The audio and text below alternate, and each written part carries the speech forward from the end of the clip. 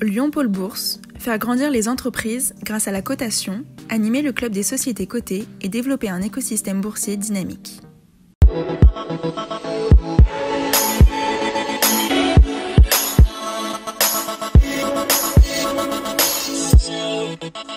Bonjour et bienvenue dans Bourse et Valeurs pour tout savoir des entreprises régionales cotées à retrouver sur lyondécideur.com et ses réseaux sociaux. À retenir dans l'actualité de ces derniers jours, le groupe LDLC qui a publié un chiffre d'affaires semestriel en repli de 24% à 254 millions d'euros avec un résultat net légèrement négatif d'un peu moins de 2 millions d'euros. Pas d'inquiétude en revanche sur la stratégie à moyen et long terme. Les marchés de LDLC restent porteurs, les ouvertures de magasins se poursuivent, le cap des 80 boutiques a été franchi et une opération d'acquisition est en cours sur ACTI MAC. En bourse à 21,45 €, LDLC affiche une chute de 62,3% par rapport au 1er janvier 2022, baisse de 54,3% en un an, mais croissance de 5,4% en 5 ans.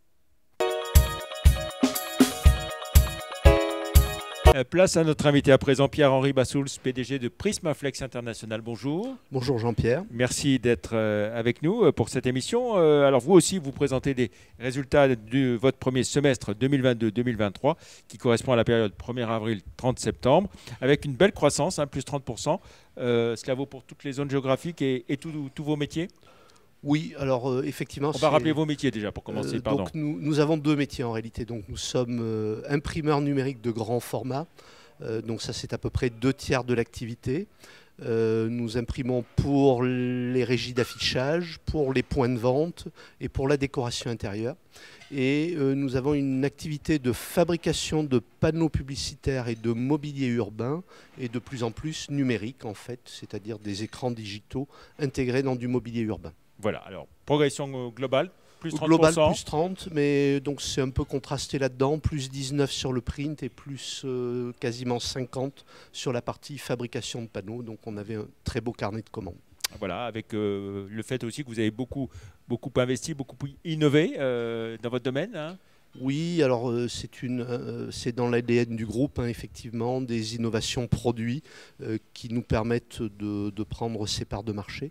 Donc très satisfaisant du point de vue de l'activité, un peu moins, hélas, du point de vue des marges. On va y revenir dans un instant. Par zone géographique, la progression, elle se ressent partout Par zone géographique, la France a été une très très bonne région, l'Allemagne aussi. Ça s'est bien comporté globalement en Espagne et en Angleterre. Très bien en Afrique, on a pris de beaux marchés, notamment au Bénin et au Maroc. Et ça s'est moins bien comporté en Amérique du Nord cette année.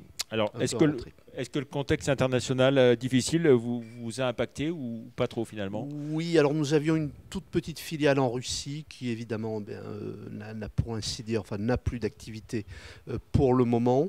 Donc là, on doit perdre 300 KE de chiffre d'affaires.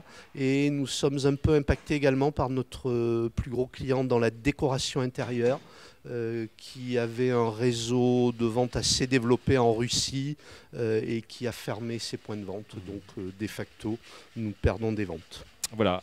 En ce qui concerne la crise de l'énergie en Europe, est-ce que c'est handicapant pour vous ? Alors oui, nécessairement, mais je dirais dans une mesure raisonnable, puisque nos achats d'énergie doivent représenter à peu près 1% du chiffre d'affaires, donc ça va nécessairement augmenter. Nous avons été plus touchés par des tensions inflationnistes sur nos matières premières, électroniques et des appros de matières pour l'impression, donc du papier, des bâches, PVC, et les transports. Les coûts d'approche ont été très très importants également. Alors vous l'évoquiez il y a un instant, une belle croissance, mais en termes de rentabilité, vous finissez légèrement dans le rouge sur la partie résultat net.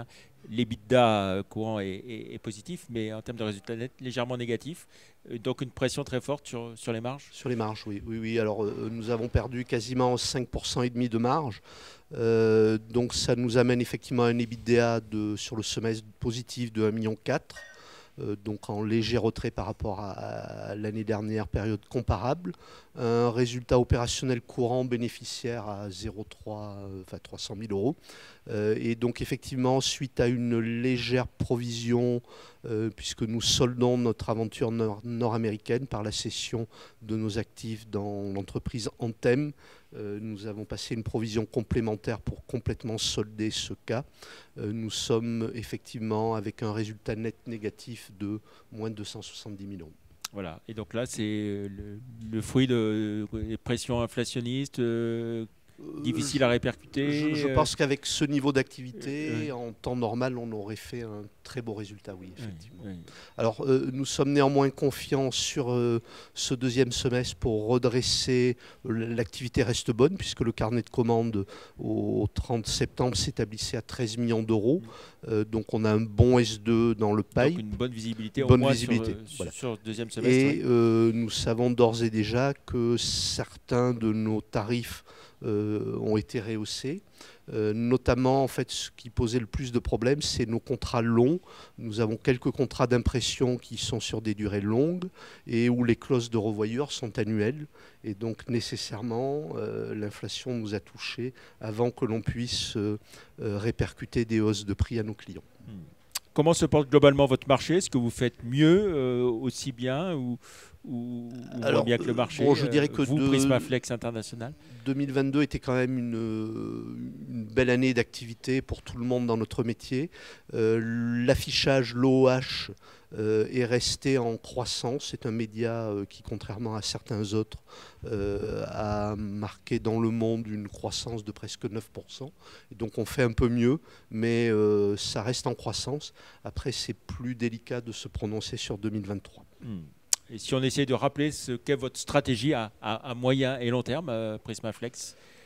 Donc nos stratégies sont nécessairement différentes sur nos deux métiers, avec finalement de moins en moins de synergie sur ces deux métiers, ce qui nous amène d'ailleurs à séparer, et donc ça c'est une des annonces que nous avons faites, à séparer nos activités, et donc la partie panneaux publicitaires va rentrer dans une filiale à compter du 1er avril. Donc ça c'est une décision que nous avons prise.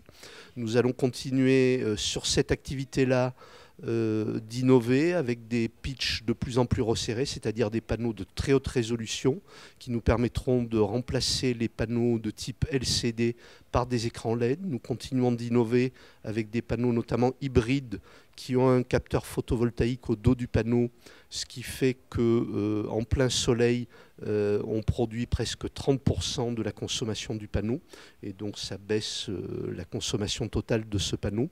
Sur notre partie print, nous avons innové avec des machines de plus en plus rapides, des matières écologiques, c'est-à-dire avec pas de PVC, très très légères, avec des bilans carbone plus favorables. Et nous innovons également beaucoup sur le web pour nos sites, et notamment Senolia. Voilà, tout ça, donc perspective encourageante donc, avec ces innovations.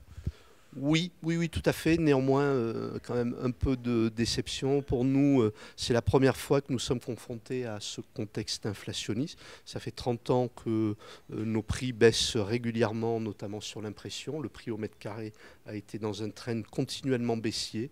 Et c'est la première fois que nous faisons face à des hausses. Très bien, merci Pierre-Henri Bassous. Pour finir, on va jeter un œil à l'évolution de votre cours de bourse. Prismaflex, au moment où on enregistre, cotait 7,70 €, soit un repli de 18% par rapport au 1er janvier, de 18,7% en un an et de 59% en 5 ans. Est-ce que les actionnaires peuvent s'attendre à un dividende ou pas dans ce contexte?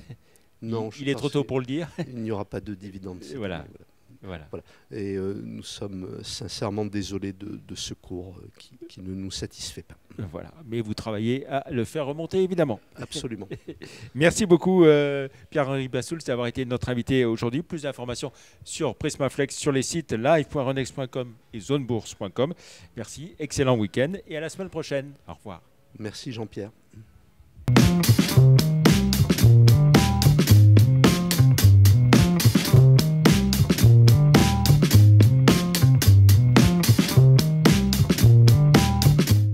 Retrouvez les enregistrements et informations de marché sur les sites de Zone Bourse et d'Euronext.